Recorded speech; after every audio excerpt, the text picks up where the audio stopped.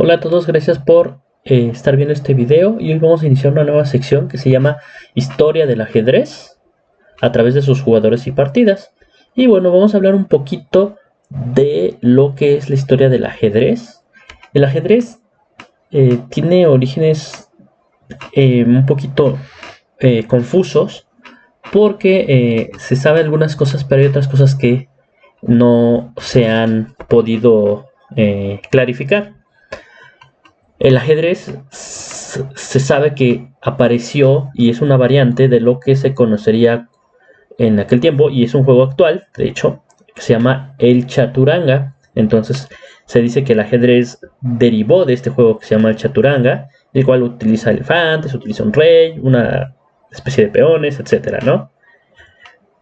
Este Chaturanga se jugaba mucho en Persia, estamos hablando del Imperio Sasánida, por ahí del 600, 700, del 500, 600, ¿no?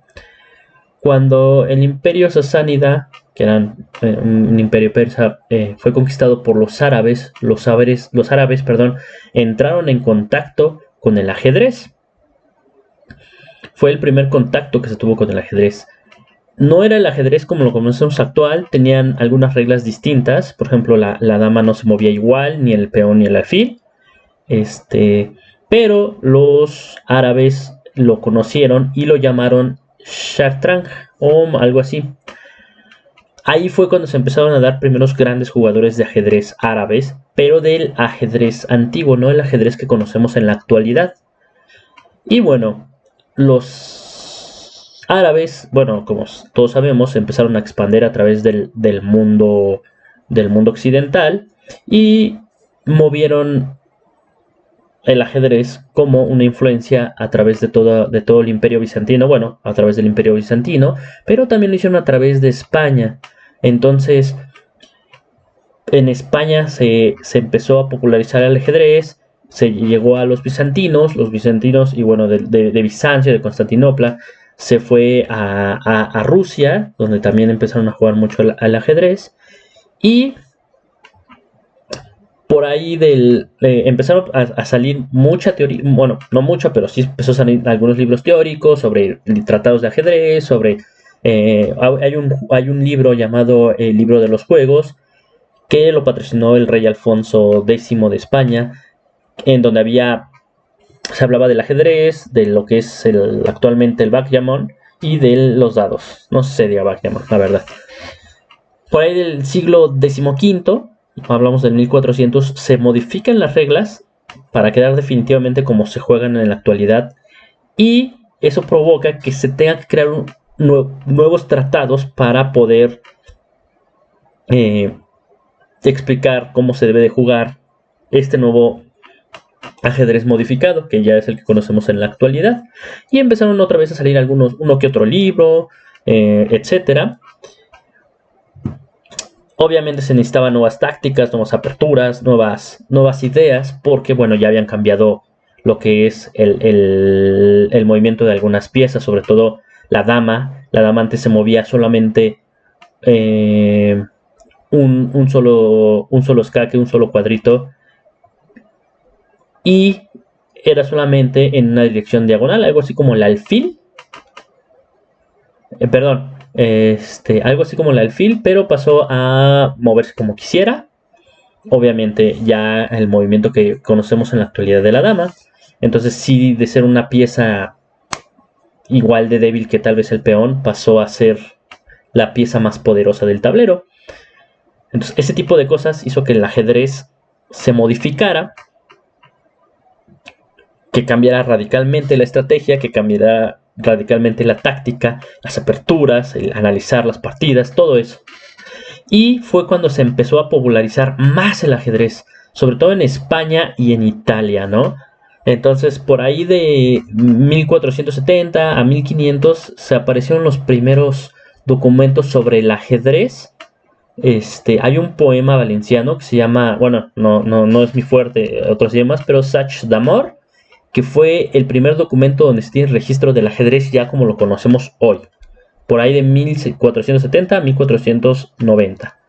Y obviamente que empezaron a aparecer los primeros ajedrecistas famosos, o que son ya registrados por la historia, Y en 1497 aparece un libro escrito por un ajedrecista español y que era eclesiástico, que se llama Luis Ramírez de Lucena. Yo en mi base de datos, la partida más antigua que tengo, la segunda partida más antigua que tengo, es precisamente de Luis Ramírez de Lucena, por ahí de 1475 me parece.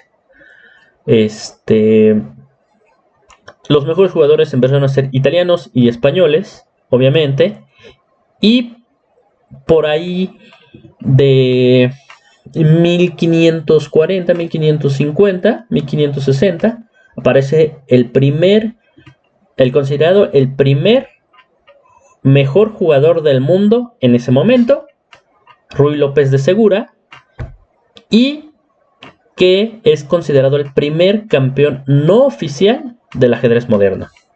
Ruy López de Segura seguramente te suena por una apertura española o la apertura Ruy López. Sí, efectivamente. Entonces, él fue el que la popularizó, por así decirlo.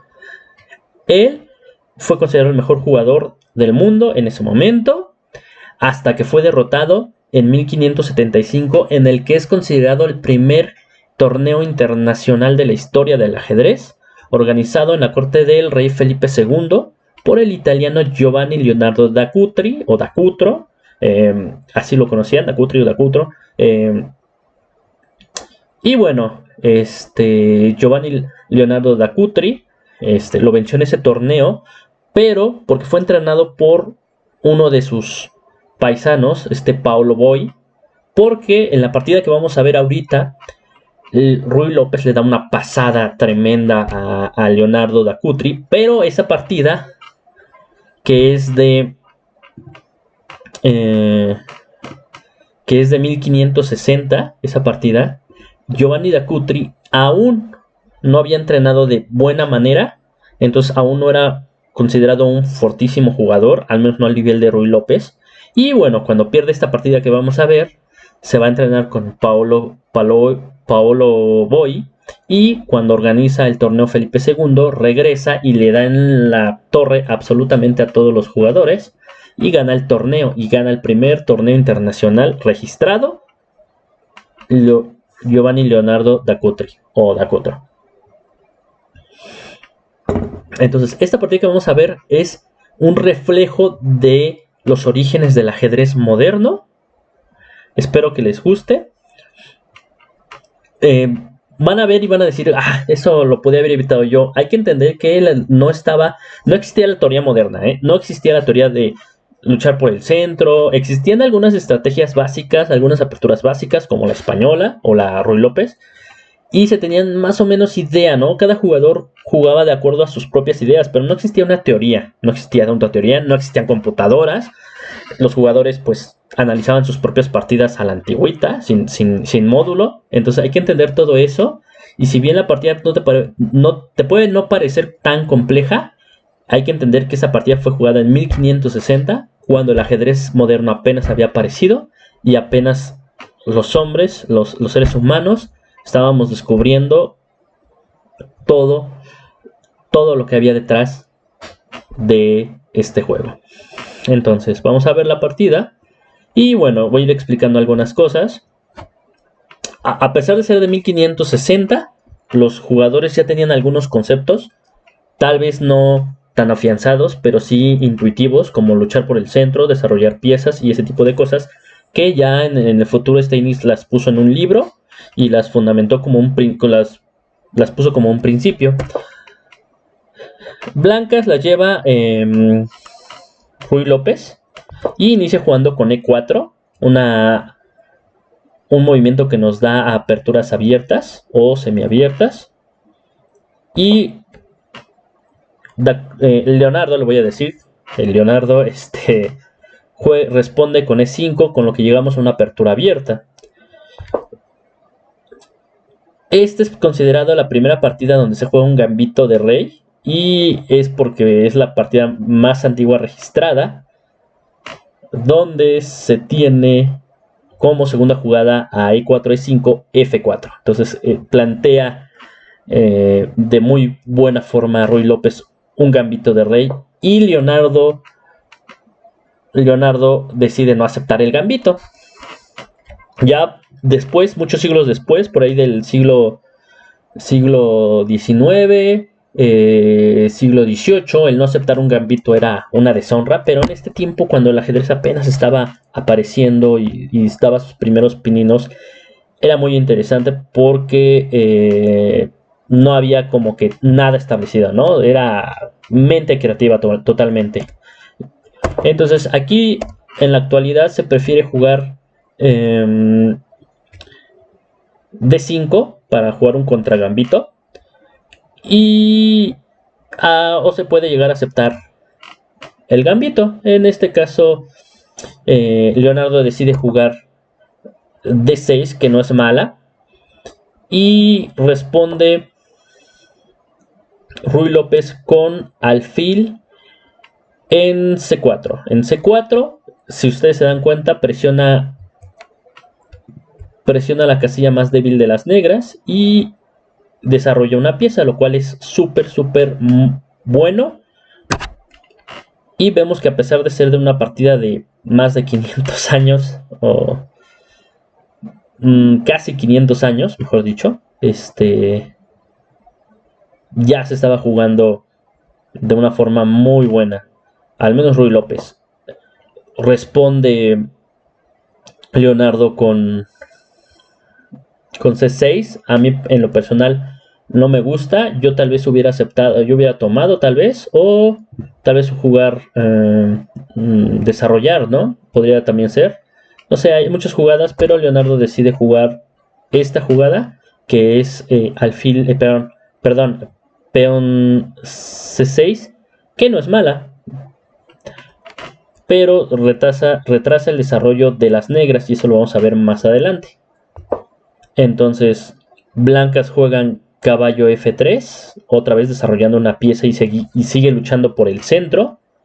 Y aquí las negras responden desarrollando una pieza y minando el centro de tal manera, bueno, no minando, sino intentando descoordinar una pieza que lucha por el centro, que es el caballo, presionándolo, clavándolo para que se siga luchando por el centro de manera indirecta. Juega alfil G4. Ruy López dice, bueno, ya que no quisiste mi peón, pues yo me como el tuyo. Y aquí viene la primera fase crítica de la partida, o la posición crítica de la partida. Aquí lo recomendable podría haber sido jugar D5 para seguir luchando por el centro. Y las blancas tenían muchas opciones, como irse tal vez a E2, irse a B3, etcétera. Tenían muchas jugadas, ¿no? Pero las negras cometen el primer error, y uno muy grave. Hasta ese momento no habían cometido errores de bulto, y aquí sí cometen el primer error, que es tomar. ¿Por qué tomar? Bueno, pues porque viene la jugada alfil F7, sacrificando el alfil. Yo les dije que esta es la casilla más débil de negras, la casilla F7, cuando las piezas están en sus casillas originales. Y aquí, bueno, no hay mucho. Negras deciden tomar, y viene el famosísimo ataque doble, o doblete, o tenedor, etcétera. Gracias a ese gran sacrificio, las negras se mueven y tomamos, ¿no? Tomamos con dama. Aquí ya no hay mucho de qué hacer, la verdad, con negras. Cuando se van, toman. Aquí tal vez caballo H6 hubiera sido la más eficiente para evitar esta presión sobre la casilla F7. Pero bueno, las negras ya están perdidas, ya tienen una desventaja total. Deciden jugar F6 Posiblemente, como les digo, el caballo hubiera mantenido un poquito más la posición, aunque ya se está perdido. Y bueno, estaba jugando Leonardo contra el mejor jugador de ese tiempo. Así que, bueno, juega intentando desarrollar su caballo, intentando cubrir un poco lo que es la casilla F7. Pero viene la fuerte jugada Dama E6 jaque, ante lo cual solo hay una jugada única. Hay que ver que si juegan alfil las negras, bueno, mate. Así que hay que jugar con la dama. Juegan con la dama en E7. Y Ruy López jaquea. Jaque en C8. Jaque en C8. Única, regresar a la dama. Tomo ahora sí la dama. ¿Por qué no la tomó acá? ¿Por qué no la tomó en este modo? Cuando la dama estaba en E7. Bueno, vamos a ver por qué. Porque al tomarla en D8, está obligado el rey a tomarla en D8. Y viene otra posición táctica, un tema táctico popular. Ya desde esa época, desde 1560, ya se usaba como un recurso muy poderoso, donde el caballo hace jaque y vuelve a hacer el doble, el doblete, el tenedor, etcétera. Rey, bueno, aquí pudo haber sido rey 7 tal vez, pero las negras abandonan porque esa torre cae, tiene peones de menos, ya perdió el enroque, y el negro y el blanco se puede enrocar en cualquier momento activando la torre. Pueden salir sus piezas fácilmente. Se cae la posición totalmente. Aquí Leonardo da Cutri pierde terriblemente la partida y se va con su compatriota Paolo Boy. Entrena y regresa y le quita el título del mejor jugador del mundo al español Ruy López de Segora. Espero les haya gustado este video, esta partida. Les recomiendo ver, no hay muchas partidas de Leonardo ni de Ruy López, pero les recomiendo que las vean para que aprendan de estos grandes jugadores, de cómo se jugaba en aquel tiempo y cómo ha ido transformándose el ajedrez a través de la historia. Gracias por ver este video y nos vemos la próxima.